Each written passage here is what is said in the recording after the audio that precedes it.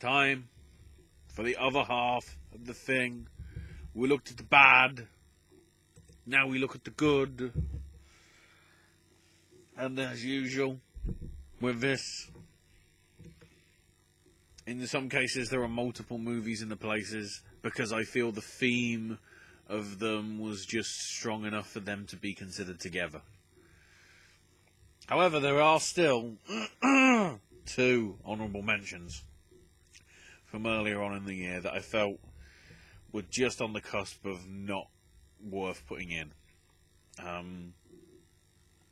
The first of which is Wild Rose, a very sort of down-to-earth, honest style representation of how it actually might be good to get in the music business, if you will. The girl going from just getting out of prison because falling on bad ways to pursuing a dream, possibly putting a family at risk and whatever, and finding, sort of by chance, finding a way to sort of go through and work her way up and then take the trip all the way over to Nashville. It's very well done. Certainly the songs are good.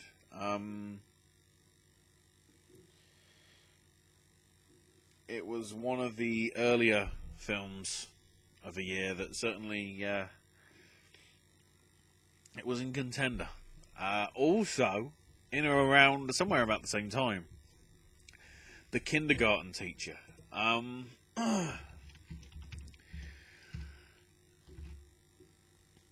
Now, admittedly, it is a remake of a foreign film.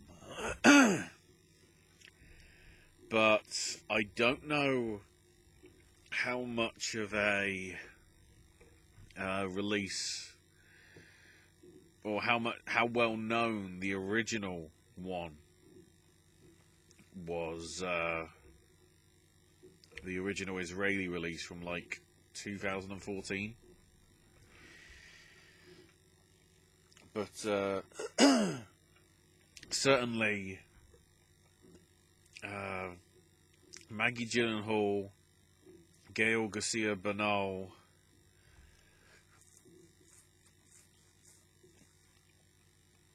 and then Jimmy, played by Parker Savak, sort of mesmerizing about how this sort of, it's this, nice little cute thing about this teacher, recognizing something special in one of the kids and sort of encouraging the kid. And then it sort of goes down it gets sort of more and more sinister and worrying the further and further you go down the line. I know it was released on Netflix last year for most of you watching, because I believe most of the people watching are American. But per my rules, it has to have a cinematic release in the UK in 2019. So, because of that, there is no Parasite in here. Although I have seen it in 2019, but I have to include it in the 2020 list per my rules. There is also another honourable mention. If Beale Street Could Talk. If mainly just for the soundtrack from Nicholas Britell, it's one of those soundtracks that I've had on and off, just as background music for things throughout a lot of stuff. Kiki Lane and Stephen James, do very good jobs in the sort of lead roles as Fanny and Tish. Regina King, I mean, she got all the awards and whatever for her performance and all that. But yeah, it was a very thought-provoking film as well. You know, Barry Jenkins, you know, it was a superb follow-up. At least in my memory to Moonlight. I don't think I've ever seen his other film, Medicine for Melancholy. In all honesty, so I can't say I've seen it because I haven't. Because I'm going to be honest, I ain't seen it.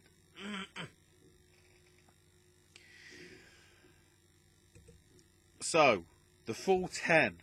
Number 10. This might be deja vu, but whatever. Number 10 is Once Upon a Time in Hollywood. Tarantino's love letter to a kind of genre that I do like. Those films in the 60s and 70s. Your Midnight Cowboys. Your spaghetti westerns, you know, your Good, the Bad, and the Uglies. Your sort of Bullets. You know, okay, that sort of 71 and whatever, but certainly that sort of era. No, actually, no, when was Bullet? 1968, there we go. Makes perfect sense then.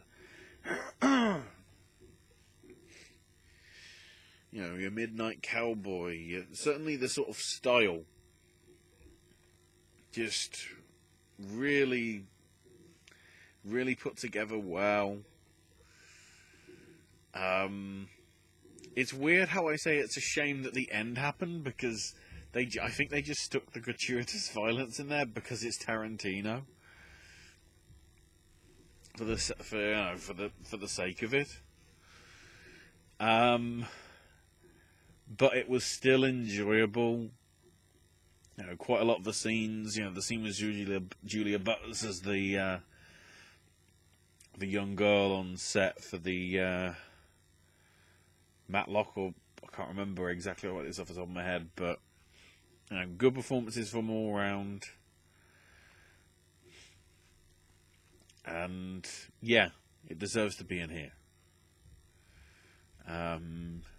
I know upon recording this, I know I've already confused Owen by saying it was in the worst 10, but of course, if you haven't seen that, you should probably see it. It was in my worst 10, but that was only because the re-edited version that was released a few months later, I guess, to try and get it back into consideration, maybe, for awards people, and I didn't feel that the re-edited version actually needed to exist as a cinema release, or rather than just as a home media sort of exclusive. I know there's an extended edition that I bought on Amazon, which is probably the deleted scenes and other stuff, so that's probably a better choice. Number 9. A film that had a rough time of it over the late part of 2019, and that was Blue Story. Rap Man, who gained a lot of name gained a lot of notoriety and acclaim for a series that he did 5 years ago. A 3-part YouTube musical drama titled Shiro's Story, which has had combined over the 3 episodes about 20 million views, with the final episode reaching 1 million views in less than 5 hours. I haven't even seen that, but I mean, it was that good. The new thing, Quibi, that Jeffrey Katzenberg is launching, his new sort of short form programming thing, has already been, you know, Katzenberg's already signed Ratman up to do stuff on there.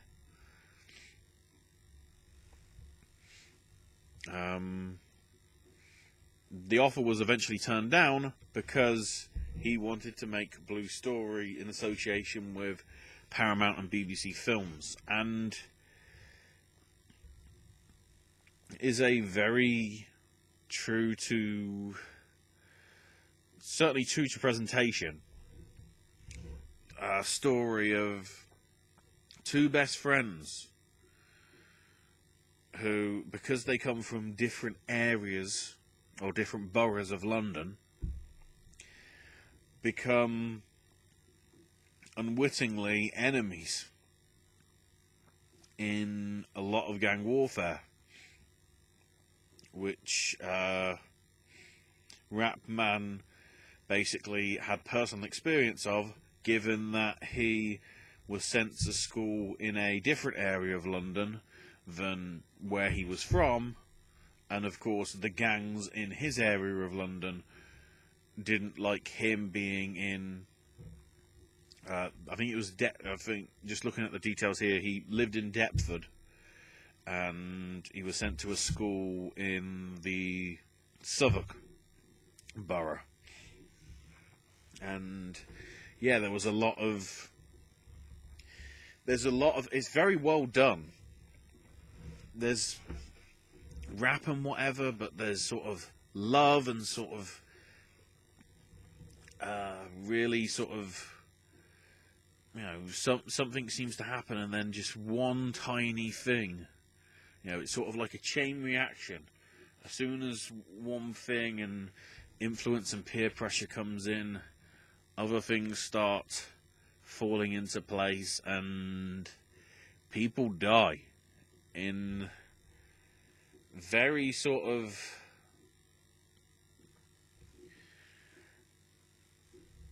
very interesting ways. It's sort of like part of it is like seems inevitable about what happens. The big issue that it had over here is that a lot of places stopped showing it over here because after an incident,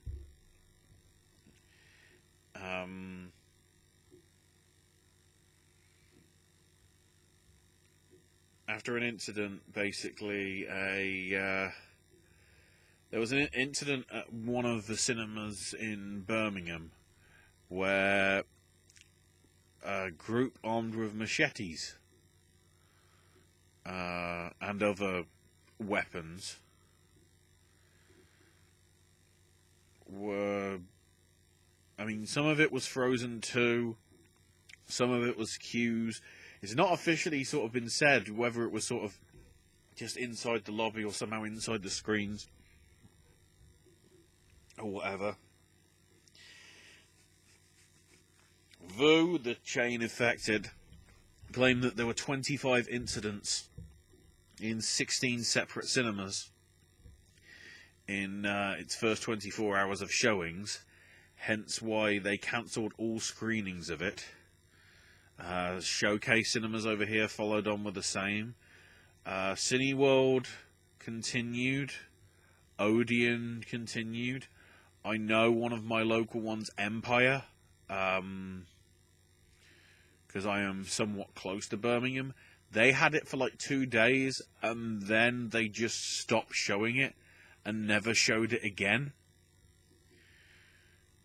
Even though it is nowhere near, it's miles away from the affected cinema. And it,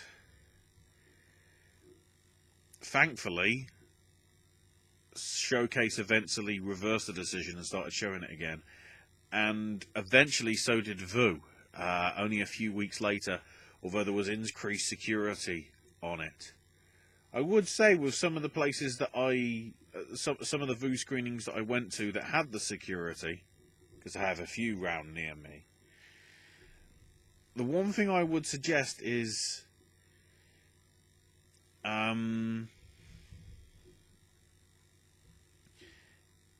maybe gauge whether there is much trouble in that community that could lead to trouble.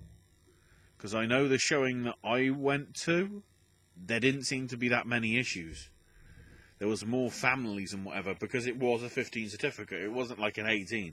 You don't see a heck of a lot of violence in it.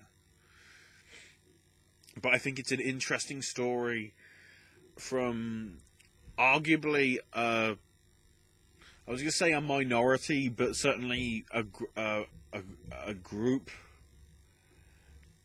that doesn't really get stories about it put on the big screen and showcasing it and really showing, you know, the issues that are affecting certain groups of young individuals affected by gang culture and whatever in their local communities. And I think that's a very ballsy thing. It's a shame it didn't get more recognition than it did at the BAFTAs, the only one being the Rising Star for Michael Ward's performance in that, because I don't think it was really anything else. Didn't even make it into the final list for best debut from a writer, director or producer. And considering some of the other films that did make it in there, I think there's some suggestion to say maybe it should have probably gone in somewhere else, in all honesty. Number 8 is a tie, because this is the Rebirth, or sorry, the Shia La Rebirth, I guess. Firstly, of course, the one he wrote, as well as starred in, Honey Boy. Very sort of, you feel honest portrayal of, even though it's not presented as his life, it's pretty autobiographical. So you know, it's the truth of how he dealt with his childhood and, you know, his childhood fame through Even Stevens and all that, with everything, you know, with a fractured relationship with his dad and his mum and stepdad and everything like that. Just very well done. And then the first film I saw him in about a month before, Peanut Butter Falcon, which is my, I guess, one wrestling thing that I'm allowed in. Because yes, Fighting With My Family didn't make it in the top 10. That could be also an honourable mention as well, but it's just a really nice story, because Zach Gottsagen is, or Gottsagen, I don't know how we pronounce it exactly, but he is brilliant as the kid, or the guy, I guess, that dreams of sort of being out of his place and getting to be himself and whatever. Then you've got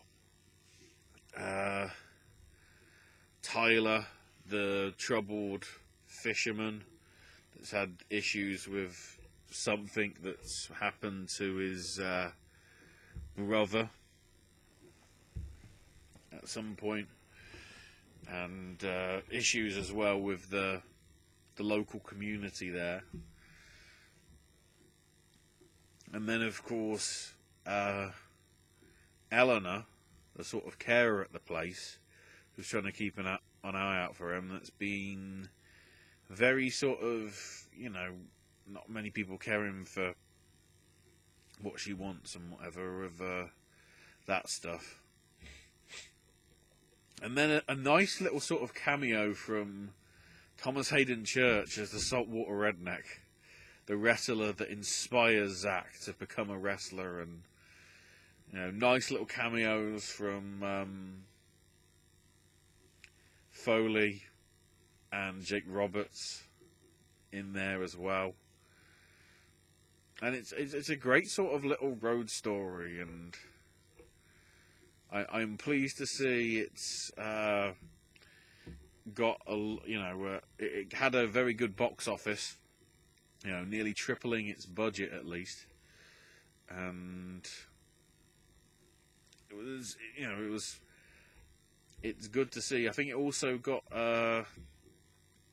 nominated at the one of the big awards things. I haven't got my list up. Whether it's the DGAs or the Spirits. I think it was both, maybe, but really nice and really sort of, a light-hearted film, which was good to see, considering how many other films on here aren't so much. Number 7, The Last Black Man in San Francisco. Really well done, full credit to the Kickstarters that got their money behind it to get it going and whatever. Even Brad Pitt suddenly paid attention and put some money in to produce it. About Jimmy with his best friend Montgomery, and come upon this Victorian house in the Fillmore district. That Jimmy is adamant that his family built it and they want to take it, and it's the story of the house and arguably the kid's relationship with his friend, his estranged family, completely random cameo from Thora Birch, as well as Finn Wittrock, who wasn't as bad as he was in Rampage last year. So, he can do good performances. And also Skateboarder Supreme, Day One Song.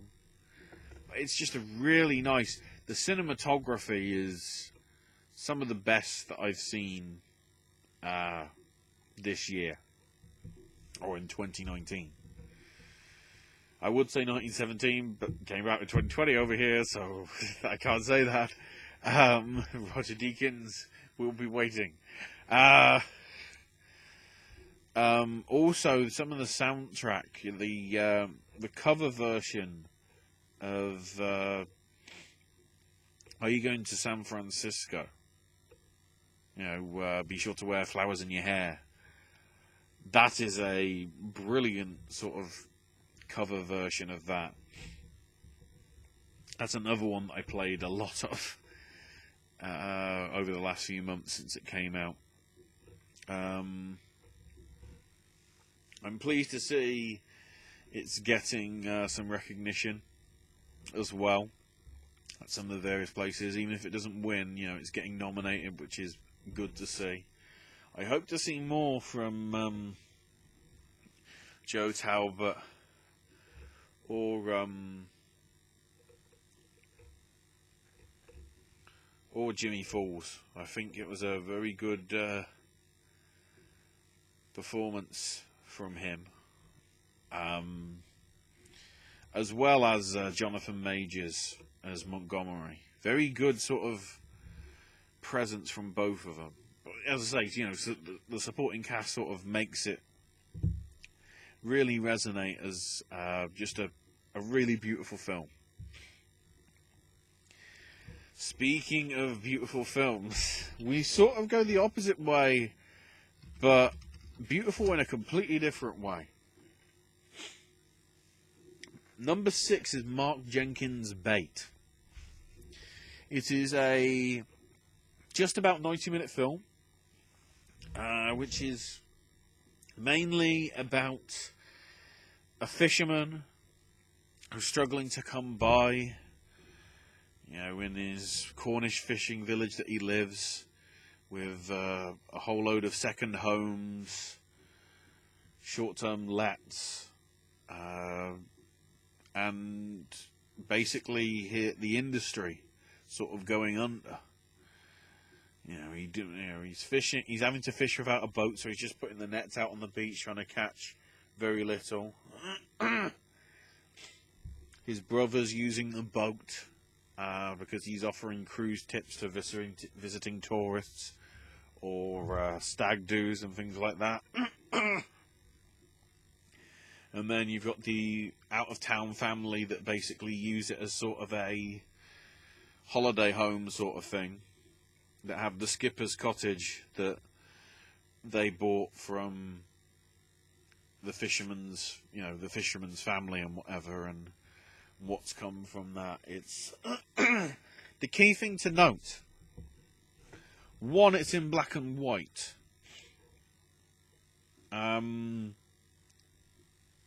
Two, it's produced on like proper film, probably 17mm. Well, it probably wouldn't be 17mm because number three, it was made with a vintage hand-cracked Bolex camera, which is 16mm monochrome film. If you're not an expert into cameras, that is a silent camera. So all the sound, all the ADR, all the audio was recorded, ad hoc and is dubbed on. So it's the equivalent of like seeing a foreign film dubbed, except it's a British film that's dubbed because there was no technology to get the sound. And full credit to Mark. He wrote it, he directed it, he edited it, he did the cinematography, he composed the music for it as well. For all that he's done to present a really interesting story, which does take a very interesting turn towards the end. Maybe not in the way that you thought it was going to go.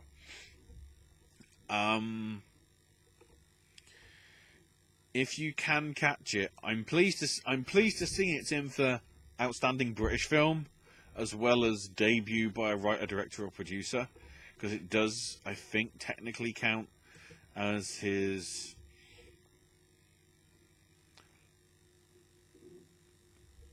first project as a... Oh, actually, it doesn't. Wait. Now I'm confused.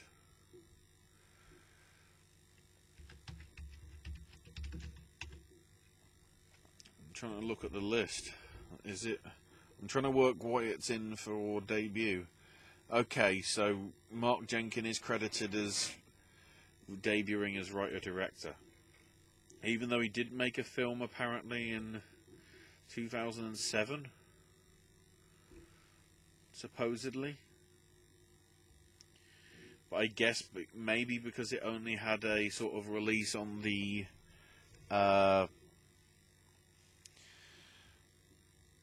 festival scene and never had a proper release, maybe it didn't count. I'm not sure, but certainly it is like no film you've probably seen in quite a while, if ever.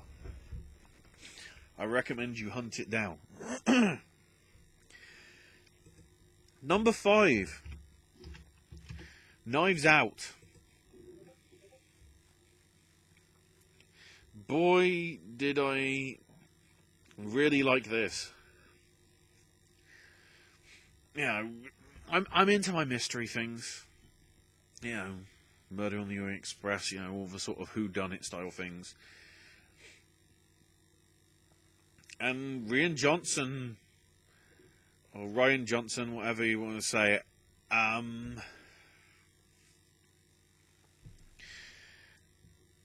really proves that maybe he was just, maybe Last Jedi was just because that situation was a mess. Because the work he did with the cast that he did, despite the fact that most of them are not that in it that much.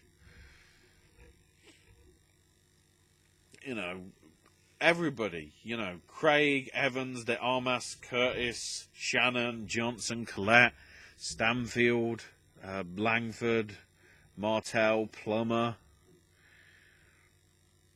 even Noah Sagan as Trooper Wagner. Just really good. A nice little, obviously, a nice little cameo of Joseph Gordon-Levitt as well. Just really well done, really presenting it. It's really trying, it does take some very interesting twists as well, because to some extent it tries to Columbo the thing by presenting the situation as it happened, seemingly showing us that person did it. But there's more to it than that. The twists and turns do come, like it would be like an Agatha Christie sort of adaptation and whatever. Even though we get the Columbo style, this is how the person died. It's obviously this person or it's that person, and does very well with a very nice shot at the end as well. And you know, I would say I am disappointed that there seems to be teasers of a sequel coming, but then let's be honest, Daniel Craig needs a new franchise, because if he's not doing Bond anymore, and his portrayal as Benoit Blanc, just carefully doing the southern accent so well, and it's like, what, is he English? That enough is just like, I would like to see more. Hopefully they're on the same caliber, and not, you know, not sort of like milking the franchise for what it is. No pressure, Rian Johnson. Oh wait, he already had that sort of pressure already, so he might be used to it. I don't know. Number 4. Mainly because I saw these together in the space of about a month. I call this the kid, or the youth quadrilogy, I guess. So, starting off with Jonah Hill, mid-90s. You know, a kid is, Sonny Sulich, Lucas Hedges and Catherine Waterston, you know, doing a very good job. Along with the other guys, you know, just the fact that there's a character called Fuck Shit, you know, that's pretty good. But it really sort of, again, just like Blue Story, it felt genuine and like how it would be for a kid. You know,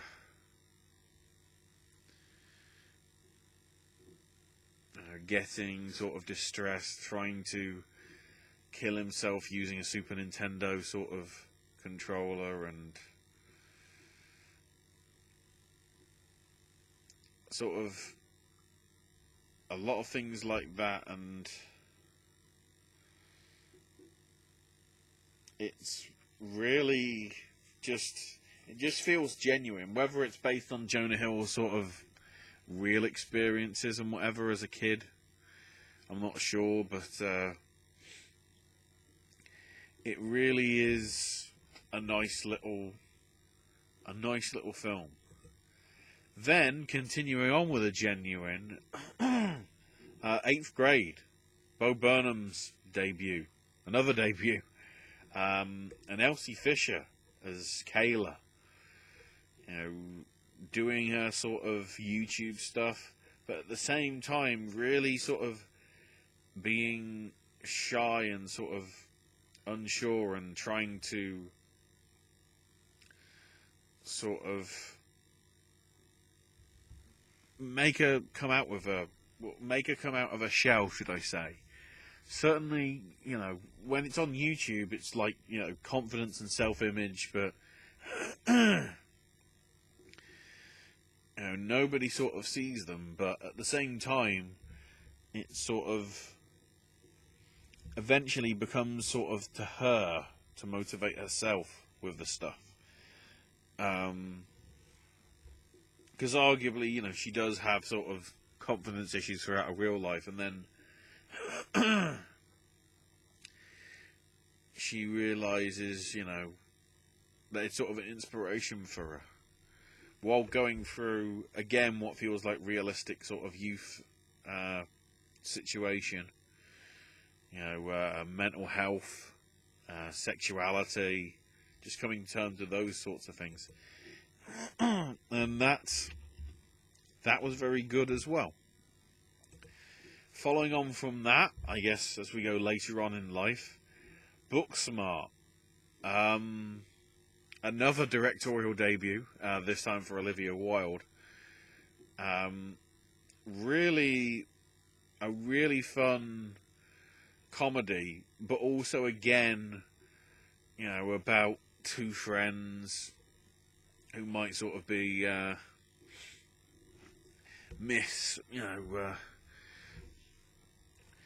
miseducated, if you will. They go for sort of they go too much on the sort of being the school SWAT style, but never sort of getting their chance to let their hair down. And then upon finding out that all the other people that didn't really put any effort on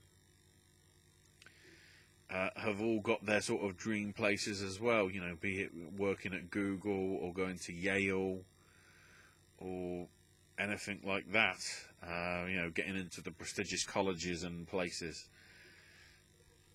So it sort of becomes like then like a crazy sort of, well, we need to sort of do something. And Jason Sudeikis as the principal / cab driver is really good. Lisa Kudrow and Will Forte as Caitlin Dever's parents. Jessica Williams as the teacher. Billy Lord as Gigi, the who knows what she is, because she seems to be everywhere and nowhere or something.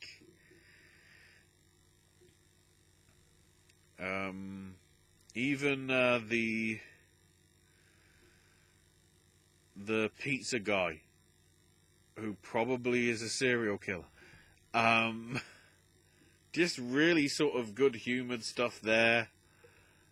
Really well written by Emily Halpern, Sarah Haskins, Susina Fogel and Katie Silverman. Great performances all round, especially from the two leads, Caitlin Dever and Beanie Feldstein. And yeah, it was really sort of fun, and sort of again felt like it was written by or written about like real sort of situations. Okay, some of them got a little bit crazy with Booksmart and nonsensical, but it felt sort of Superbad style. It did feel like it was acceptable and just of a fun situation to sort of experience watching, shall we say. And then moving into the final one, Animals, from Sophie Hyde, adapted from the novel of the same name by Emma James Unsworth, about a couple of best friends, one who's a barista that's trying to write her magnum opus, and then her best friend and flatmate Tyler, who's estranged from a family and partying in Dublin, and the relationship, you know, the relationships come and go sort of thing.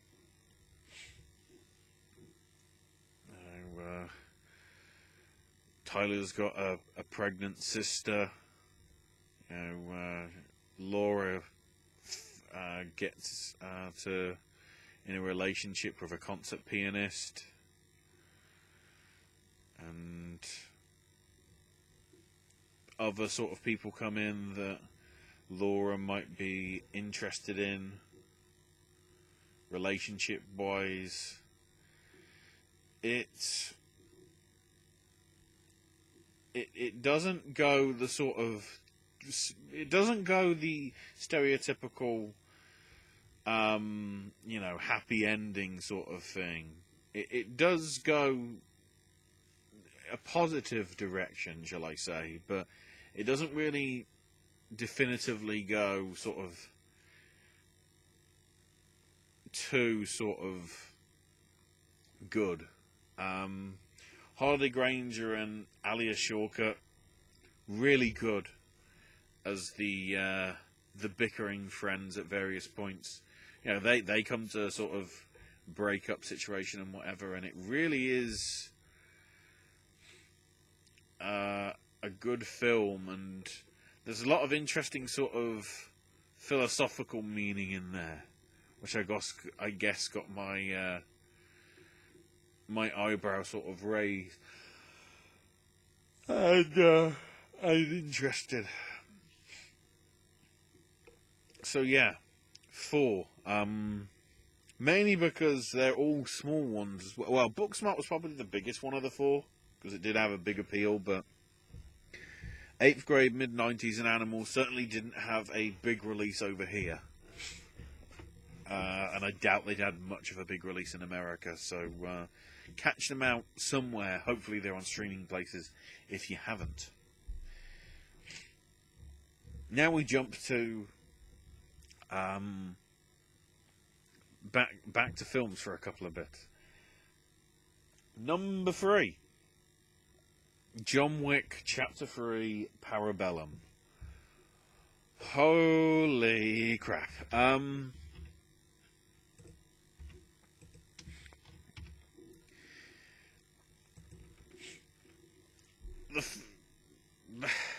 The short thing, John Wick 1 wasn't expecting to be good, was really good.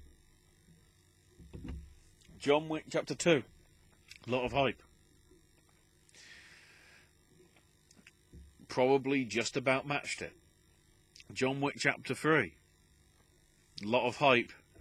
Probably exceeded it this time.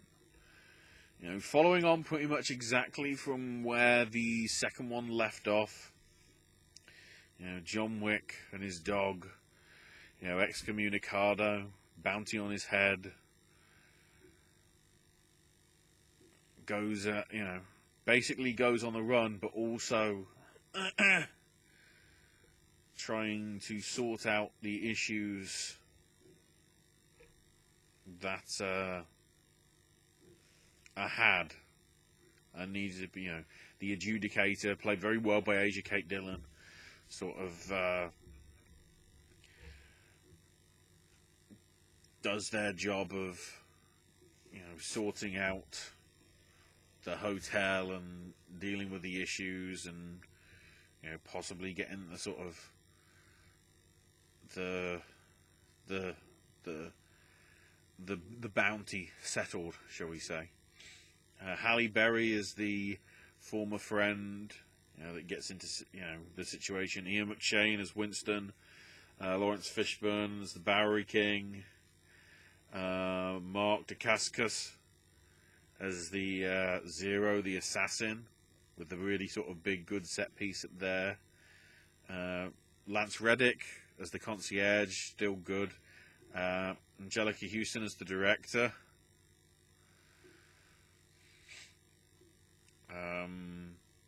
You also had Saeed Tagmawi as the elder, with Wick having to sacrifice something. I won't say too much because I want you to see it. Jerome Flynn has a nice sort of little cameo of as Barada.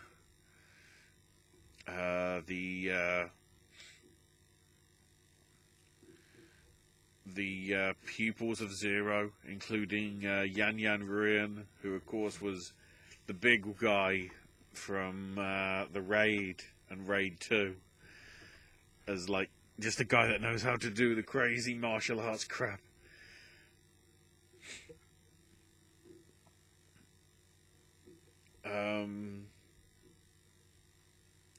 The stunt work is just exceptional.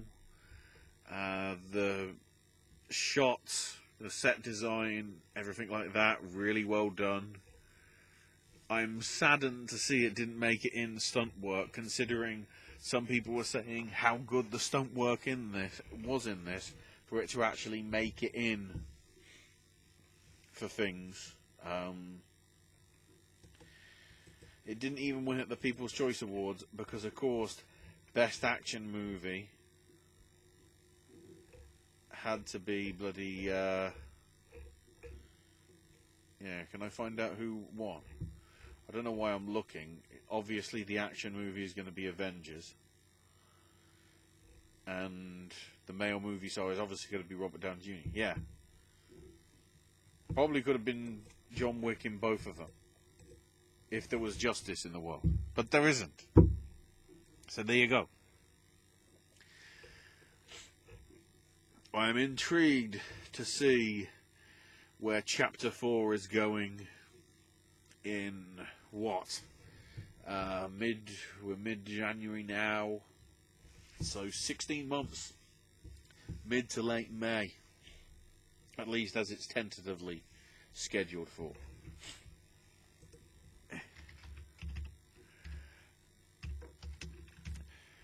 Number 2.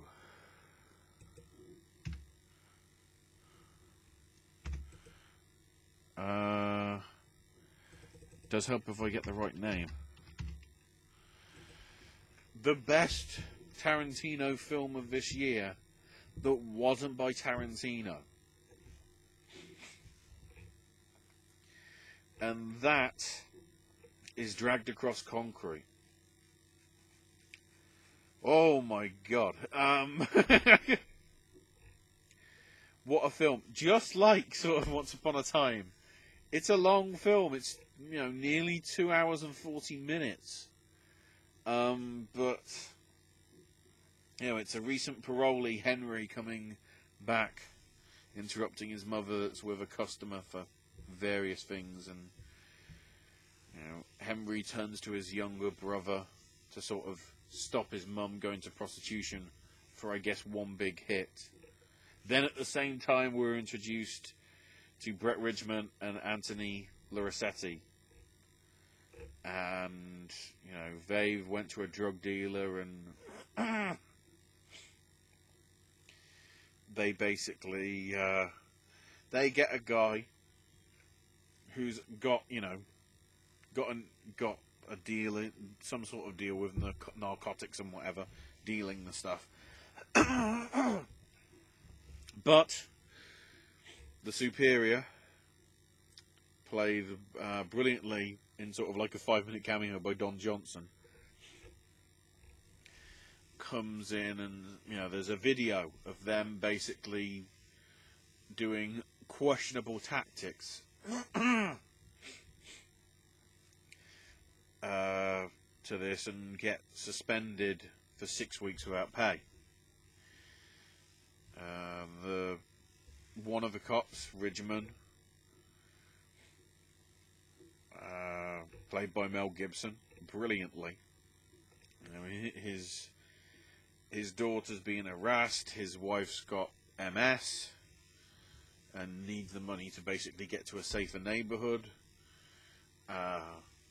His colleague, played by Vince Vaughn, just as desperate for the money because he wants to propose to his girlfriend.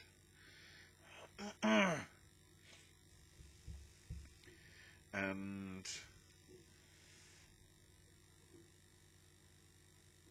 basically, there is a robbery going down that they get sort of a tip off on, but at the same time, Henry and Ethan slash Biscuit, played by Tory Kittles and Michael Jai White, get hired by this Lawrence Vogelman guy.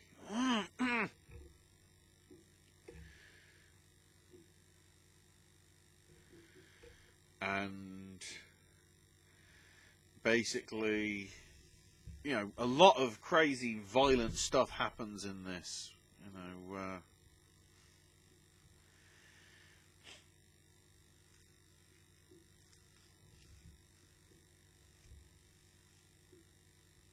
The bank manager gets castrated. They take a hostage. One of the bank workers, who's just leaving a newborn son and going back to work for the first time with a maternity leave, basically gets very badly dealt with, and it's shown in all its graphic detail because it's an F. Craig Zalem movie. If you've seen Brawl in Cell Block 99 or Bone Tomahawk, you know it's violent. And it's a very sort of complicated, the stories cross over and the situation seems not great. Nobody is going to make it out alive. People do make it out alive, and it does have the sort of payoff like a Tarantino film would, arguably. So, yes, for me, it is the film, it is the Tarantino film that I enjoyed last year, even though it's not a Tarantino film. The casting is brilliant, and it's slow and plodding to the right point to sort of build the tension as it keeps coming and coming in waves. So, yes. And number one, numero uno.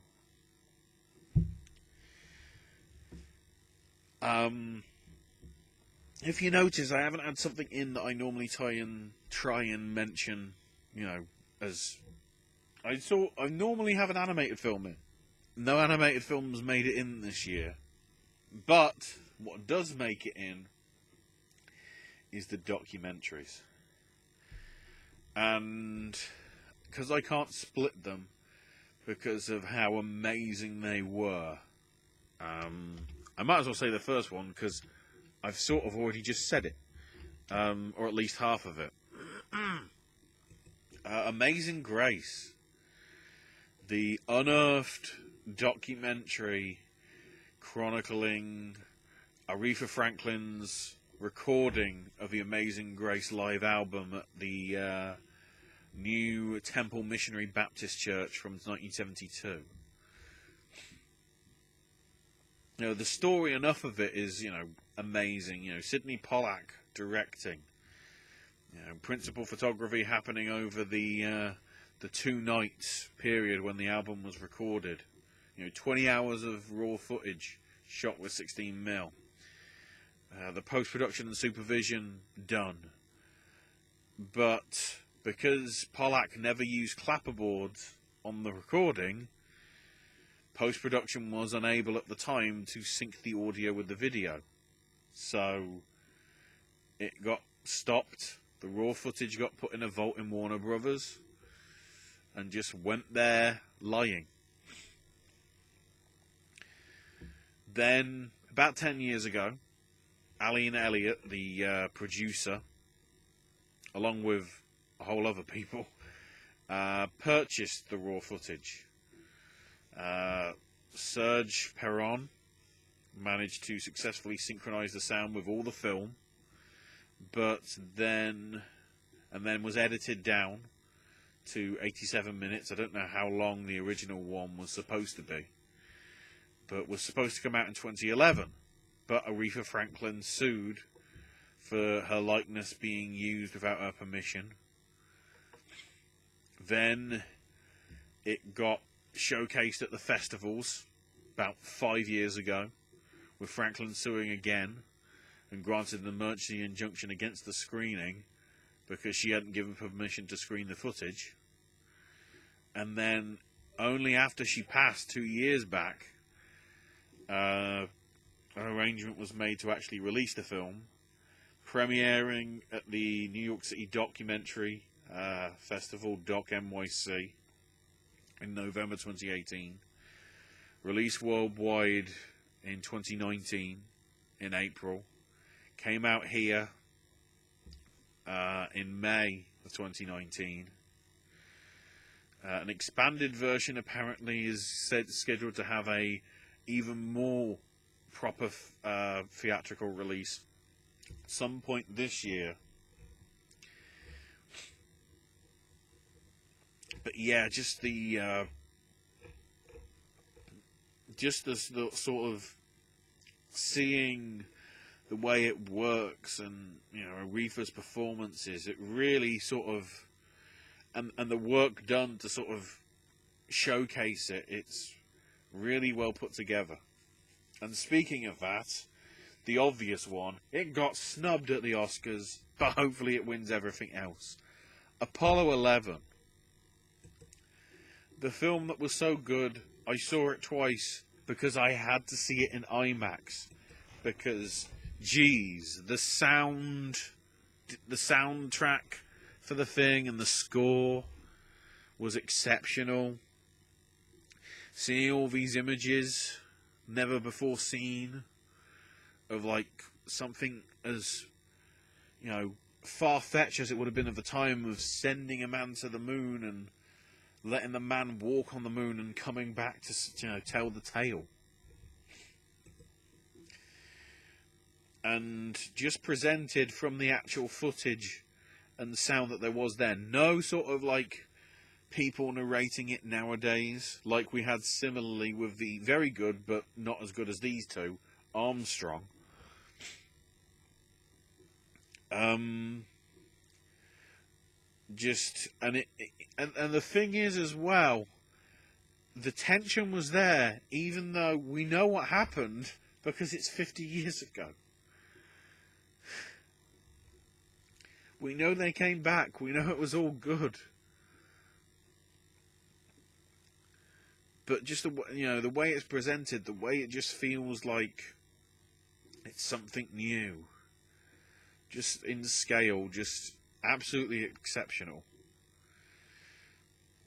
If you've got a big ass television, get it in 4K or whatever, because the IMAX screening that I saw it at, it said a lot that they brought it back to IMAX in or around the actual week of the moon landing in July, after it had its premiere.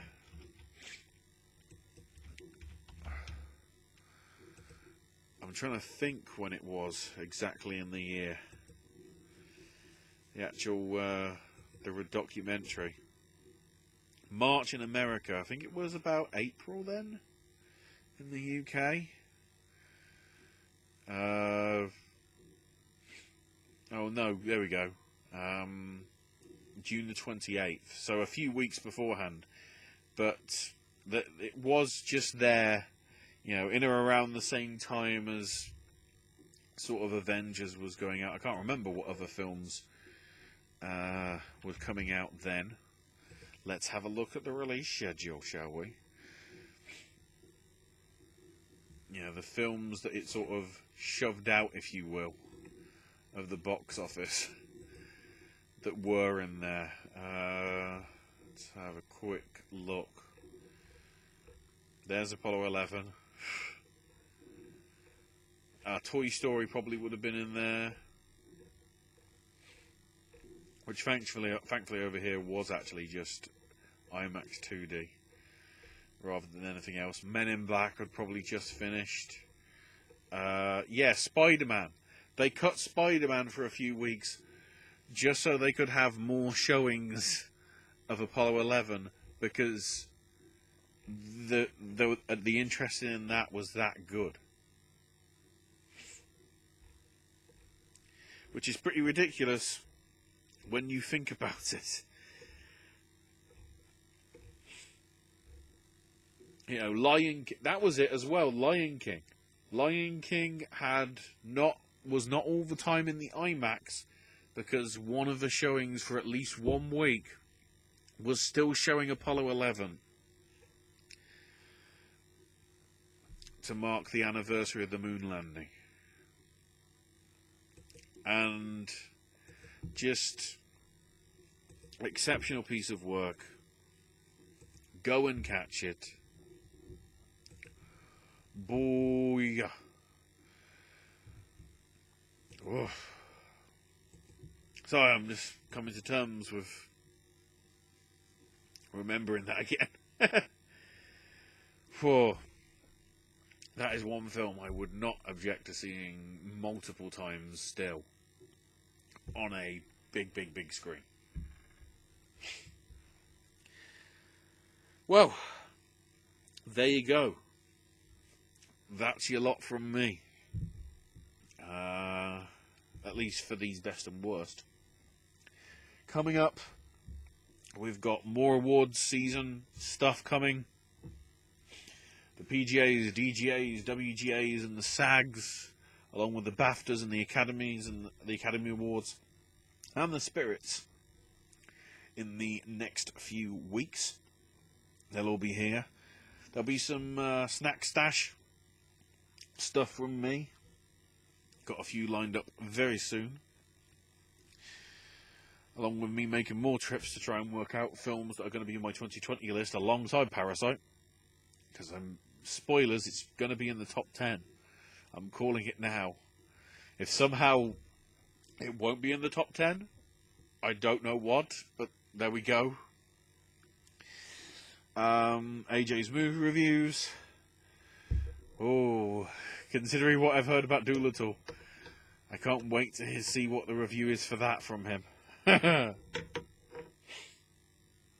Especially with all the stuff that came out.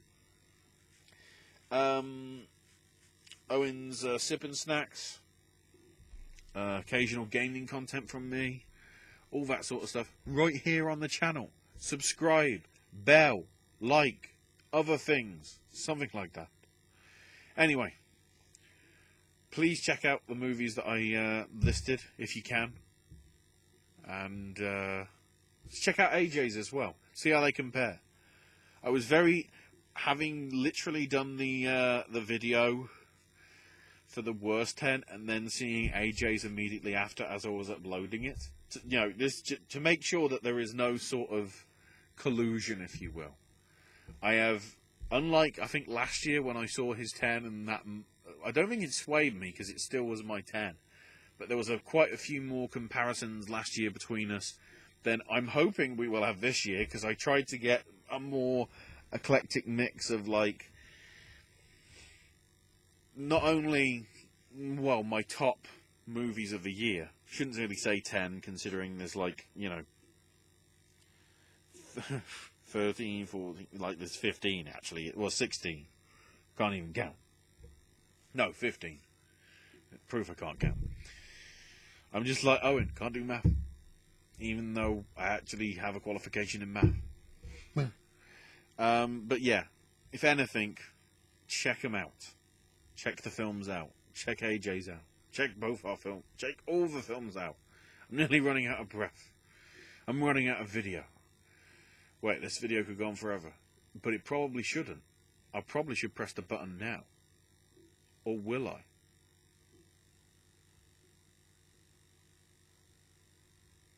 Oh, you want me to press?